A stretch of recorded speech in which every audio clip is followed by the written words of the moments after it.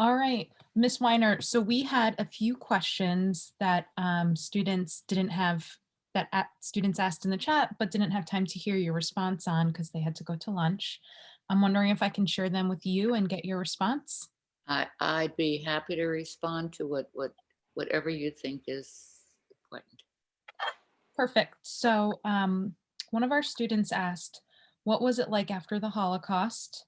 And how did you overcome your fears and feelings during and after the Holocaust? Uh, well, I was very, very fortunate at two levels. One, of course, was that I survived, and I had, uh, I had some very difficult experiences, but I never had anything that was threatening to me or physically harmed me. And of course, the most important one is that I was never in a concentration camp. And neither were my parents. Other members of my family, yes. And actually, what saved my father was that he had been politically active and he became a political prisoner. And as a political prisoner, he was jailed. And because he had one of the questions that I was asked earlier was, did anybody help you? And this was another person who was a great help. He had a non-Jewish friend who was a lawyer, and this lawyer showed up very regularly at the jail. And he said, under no circumstances can you send this man to a concentration camp because he's my star witness. And if I don't have him available, I lose my case. And so that saved my father's life. And although my family was separated, as I referred to earlier, uh, eventually all of us, and this is now my immediate family, my parents and I, all of us came to the United States, where we resumed our normal lives. And I went to school and I went to college and I got married. And I have three adult children and I have five adult grandchildren. And I have 1.5 great grandchildren. So I indeed am a very, very lucky woman and enjoy my life. But you had a good question, which is, what do you do with the things that you saw and the things that you experienced that were not quite as fortunate? And I have many of them. Um, and how you deal with that is the way you deal with almost any sad, bad, awful, horrible thing that happens in your life. And I'm sorry to say that everyone, not just people who've endured the Holocaust, but everyone at some point, it has some tough things to get through. And what you do is you compartmentalize. You don't suppress, at least I don't believe, you don't suppress the terrible things, but you kind of put them in a place where you can go to them when you need to, you can process them when you need to, which is what I do every time I speak to groups like yours, because I think they're very important to share. But I don't get up every morning and go to that place and think about it. Okay, so does that work for everybody? I can't tell you. I think everybody kind of has their own way, but that does work for many people and it does work for me. Next part of the question. So I think you answered that question. And the next question that we received but didn't get time to answer has to do with your family. And I'm combining two student questions here. One student asked, when was the last time you saw your family and what was it like knowing that you would not see them again? And then I think that sums it up. Okay.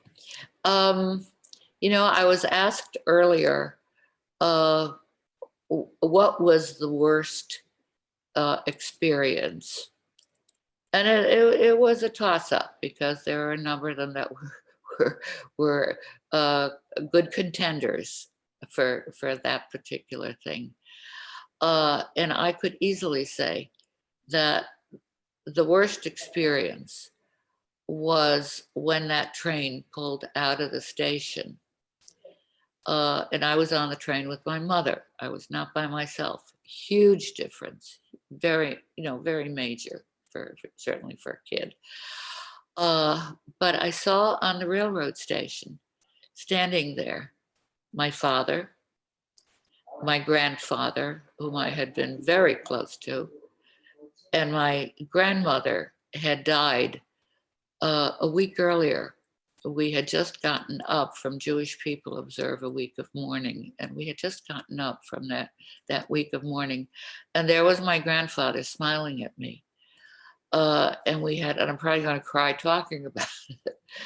And we had other relatives who came to see us off. And I'm getting emotional speaking about it. And to this day, uh, that that's a very profound, very painful thing. It's like tearing off a part of your body.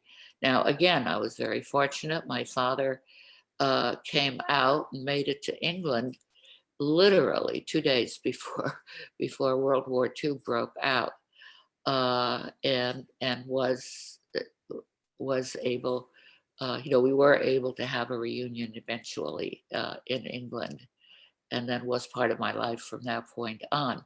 The rest of the family was not. There were family members who were able to make their way to other parts of the world. I had uh, my favorite uncle uh, wound up in Australia. Never saw him again. All we had left was correspondence. Another uncle, very elderly, somehow was able to get to Cuba. Uh, Never saw him again. All we have is correspondence. So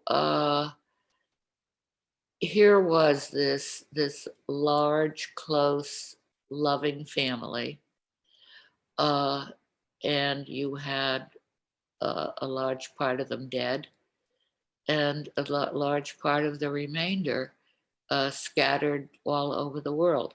I had another uncle who went to Israel. Now, him we were able to see again, and that was a very, very great thing. Somebody asked if there were any left. There aren't any more, but that has to do with age. They lived out their lives, and the ones who survived, there was some contact. But in that respect, my story is very typical of those people who survived. That who you were was diminished by the parts of your family that did not survive, and that's something that goes in that area of loss and pain.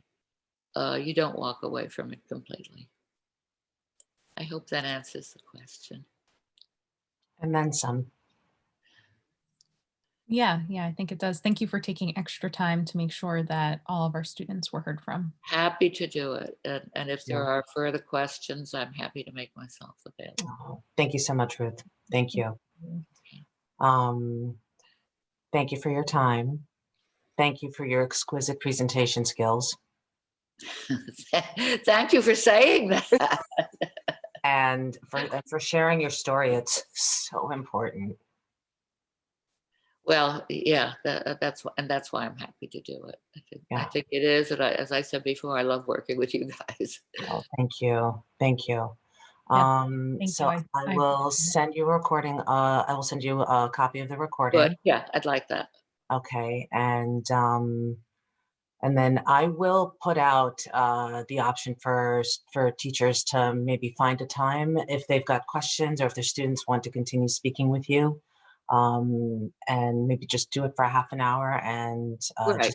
let them Right. have a little bit more time with you. I think that would be wonderful. Okay. And you know, and then just we'll work out the details. I don't Yeah. know if you want to do that through you or directly with the teachers. I'm, you know, We'll do I'm it. We'll do it through amenable. us because otherwise it gets a little crazy. Yeah, I agree. I agree. You know, but I'm amenable to whatever works for you guys. Okay. All right. Thank you. Thank you so much. Okay. Well, good luck with your important phone call. It's not my important phone call. I can promise you there will be words. Okay. All right. And just thank Sorry you. Thank about the you. disruption. Not at all. Not at all.